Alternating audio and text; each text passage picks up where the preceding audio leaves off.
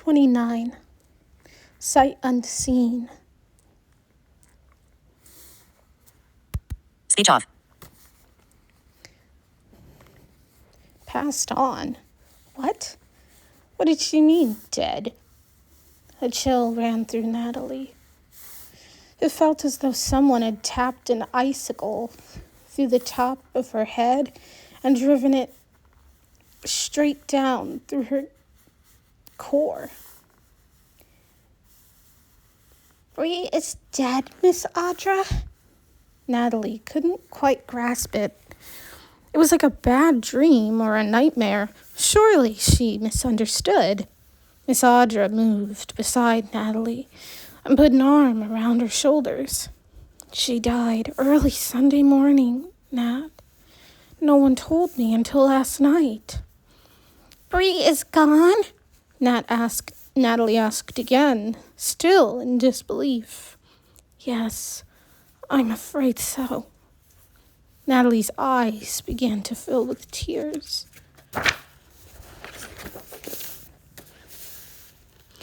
And yet, she didn't cry. Not really. Because it still seemed so unreal.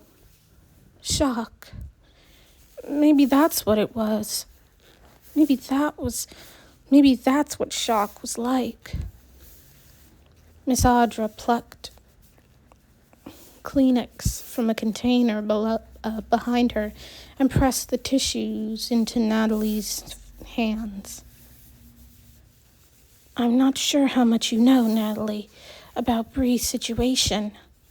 As teachers, we're not supposed to share this information with other students. Natalie wiped off some of the tears that began trickling down her cheeks.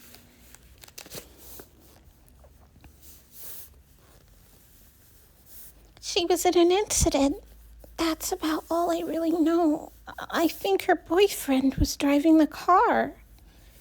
Miss Audra didn't respond right away.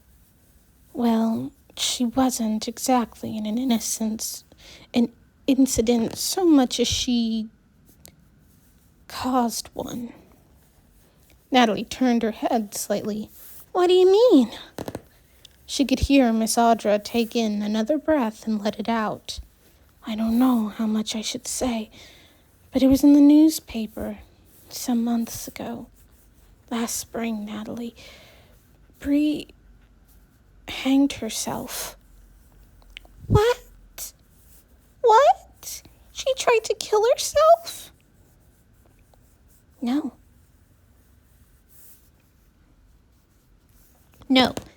This is why it was an accident. She was trying to get high, to cut off her own air. She was trying to get high by cutting off her own air supply. You may have heard of this. It's called the choking game, the fainting game, the something dreaming game. Space monkey? Space monkey? Space monkey, Natalie cut in. Yes, I think that's one of the names too.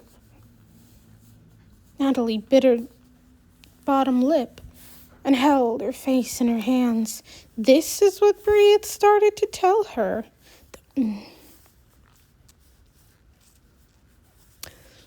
And put her face in her hands. This is what Bree had started to tell her. Bree was doing this.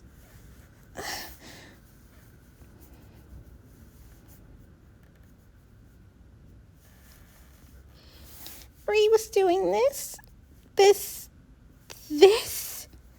to herself to get high. Bree was doing this thing to herself to get high. She had a scarf and had tied it to the bed. From what I understand, she passed out.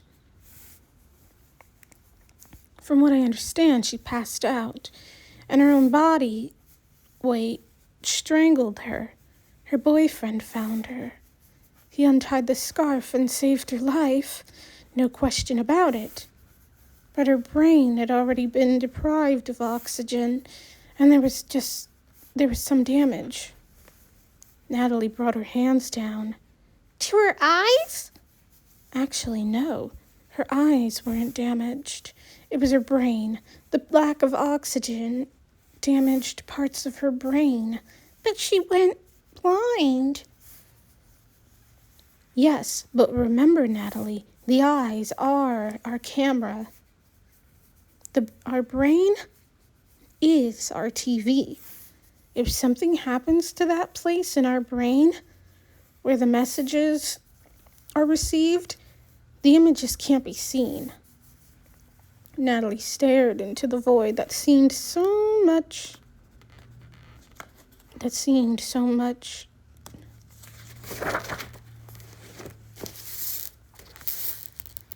darker now. It's also why she had seizures, Miss Audra added. Is that what killed her then? A seizure? No, Miss Audra replied.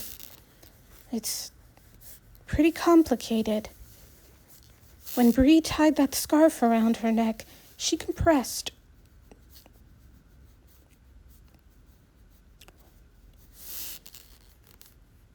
The carotid artery in her neck, and created the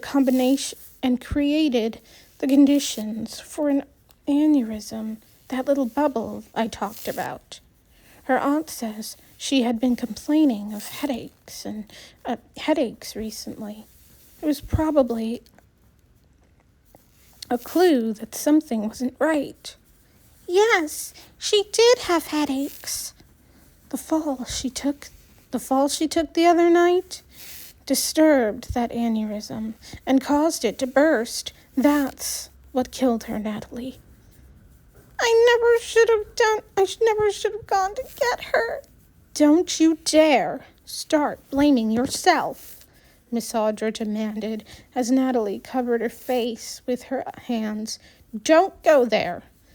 But Natalie knew it was her fault. She summoned the courage to go get Bree, but the effort had backfired. Everything was worse because of it. Worse. In a way that could never be undone. The next 3 days were surreal.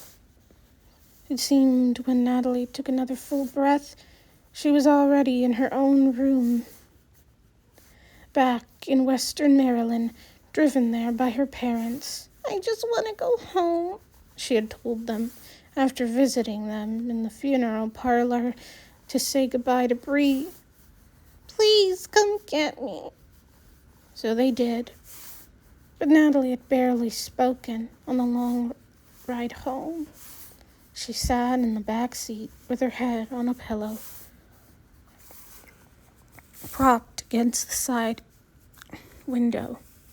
Her hands were in her lap, holding the teddy bear Meredith had given her, and an uneaten sandwich in a Ziploc bag. It wasn't that Bree was such a great friend, Natalie thought. They barely knew each other, after all. But there was so much that they had in common. So many challenges they had faced together. And they were becoming closer. It was, Natalie realized, the potential friendship that she mourned, as well as the horror of what happened. Bree's death was the culmination of many bad things. It was difficult for Natalie to sift through the fragments of recent memory and isolate what bothered her most. Scenes from the previous day's events replayed in her head as well. Miss Audra escorting her to the funeral home. Natalie sitting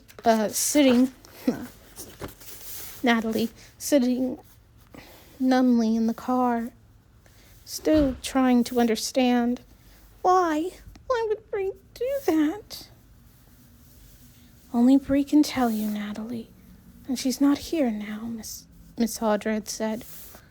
But this thing she did, passing out for fun, was a way of getting high. Hi. And Huh? Did you get my text? No. You have an appointment in 30 minutes. Okay.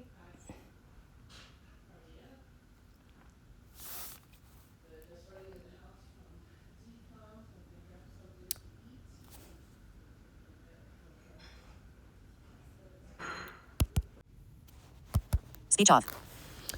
Um, hi everybody. I had a doctor's appointment that I had to go to for my prosthetics, and I had forgotten about that, so sorry for the weird cutoff thing about that. So I'm going to start a few sentences back, and then we're going to go back into the regular chapter.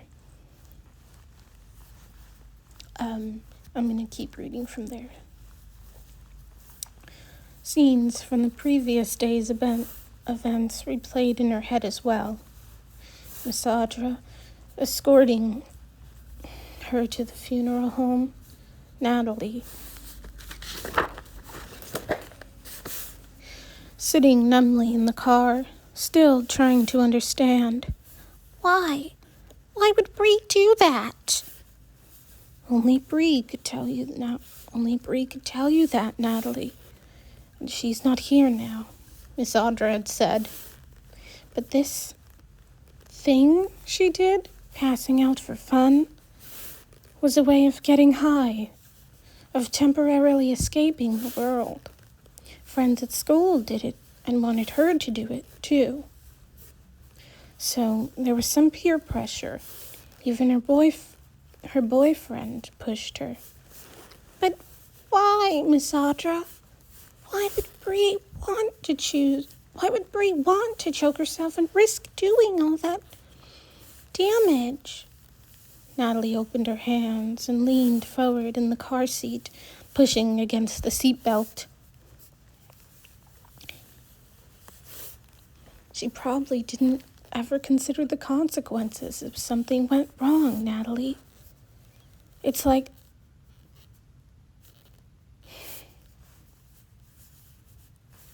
teenagers binge drinking or driving too fast. They don't think anything bad is ever going to happen. Not to them. Natalie leaned back in her seat and sighed. I still don't get it. No, Miss Audra agreed. No, a lot of us don't understand. That's what makes it so hard. At the funeral parlor, organ music, soft voices, and the smell of flowers had surrounded Natalie like a dream. Miss Audra led her to a table and described the photographs displayed. Gabriella's first recital, she read from a note. Miss Peggy's dance studio. What does she look like in the picture, Miss Audra?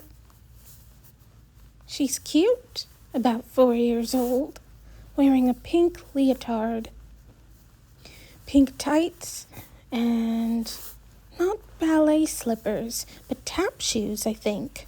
Her hair is short, with bangs. She's smiling, big smile. When they approached Bree's casket, a woman introduced herself as Gabriella's aunt and said, You must be Natalie from school. Yes, Natalie replied. The woman took Natalie's hand and pressed it. I wanted you to know, Natalie, that Bree was very fond of you. You made a difference in her life. A big difference in a short period of time. I think she wanted to be like you. She was finally turning a huge corner in her life. Natalie swallowed hard. She did not want to cry in front of Bree's aunt. Take care of yourself, the aunt had told her.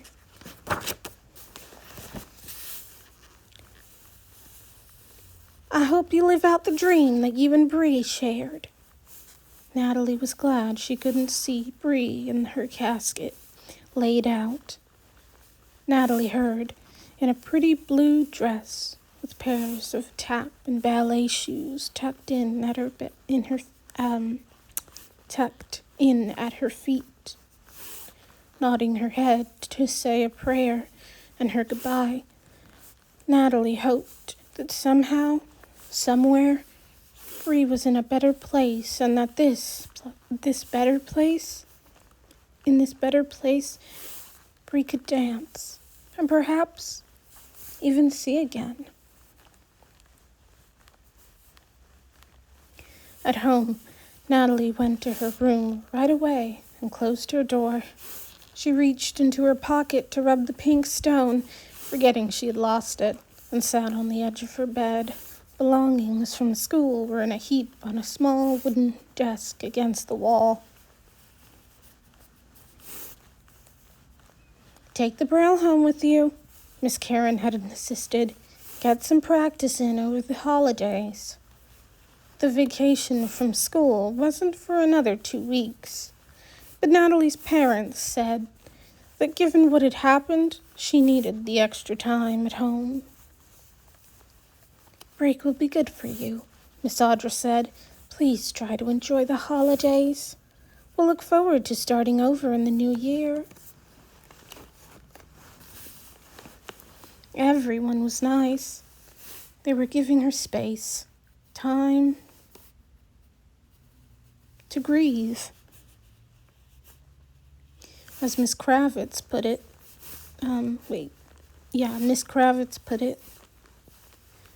Natalie appreciated all their efforts. She did, but nothing they said made any difference. Not really, because, well, why would she want to continue a life? Why would she want to continue at a place where she had failed so miserably? The damage had been done. She had no intention of ever going back to the Baltimore Center for the Blind. Not in January, not ever. Uh-oh. Well...